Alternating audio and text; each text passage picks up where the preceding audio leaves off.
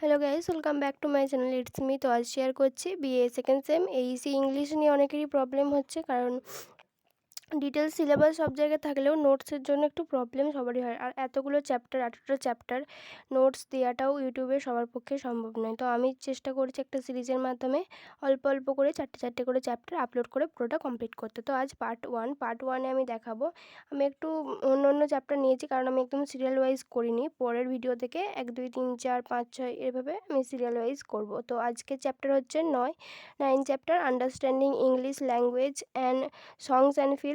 আর তারপর 14 চ্যাপ্টার হচ্ছে using idiom phrase, one word substitution 15 chapter. আর লাস্ট চ্যাপ্টার জর্জ বার্নার্ড শোয়ের স্পোকেন আর ব্রোকেন ইংলিশ। তো এখান থেকে নোটসগুলো আমি আপনাদেরকে দেখিয়ে দিচ্ছি।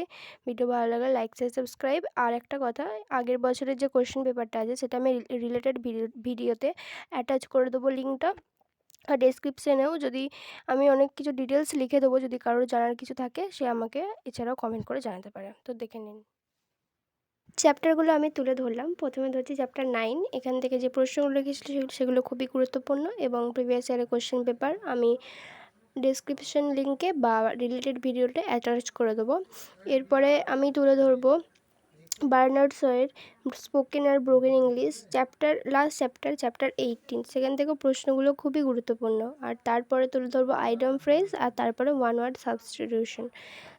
যেই প্রশ্নগুলো তুলে দিয়েছি খুবই গুরুত্বপূর্ণ। আর কিছু কিছু প্রশ্ন ধরুন আমাদের এমসিকিউ টাইপের কোয়েশ্চেন, অ্যাকচুয়ালি তো কোনো সাজেশন হয় না সেভাবে, তো তাও একটা জিনিসের উপর ভিত্তি করে তুলে ধরা। তো তার বাইরেও কিছু যখন এক্সট্রা লাগবে আমি অবশ্যই ভিডিও ছাড়বো, তার সাথে অ্যাটাচ করে দেবো। কিংবা সবথেকে বড় কথা, যদি কেউ পিডিএফ নেয় তার মধ্যে সে সমস্ত কিছু পেয়ে যাচ্ছে। তো পিডিএফের জন্য অবশ্যই টেলিগ্রামের লিঙ্কে জয়েন হয়ে সেখান থেকে পিডিএফ নিতে হবে। আর কারোর কাছে যদি লিঙ্ক না থাকে সে আমাকে বলতে পারে, আমি তাকে অবশ্যই লিঙ্ক দিয়ে দেবো।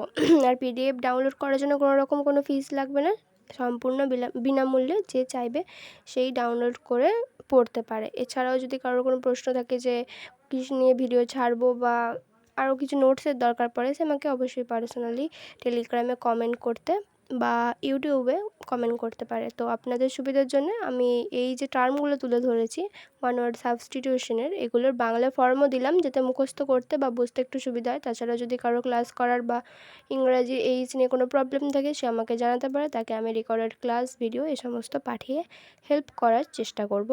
ভিডিওটা যদি ভালো লেগে থাকে বা উপকৃত হন অবশ্যই লাইক শেয়ার সাবস্ক্রাইব এবং অবশ্যই কমেন্ট করে জানাবেন যে কোনখানে কি ভুল বা ত্রুটি হচ্ছে বা কারো যদি কিছু বুঝতে অসুবিধা হয় সেটাই। তো আজ এই পর্যন্তই।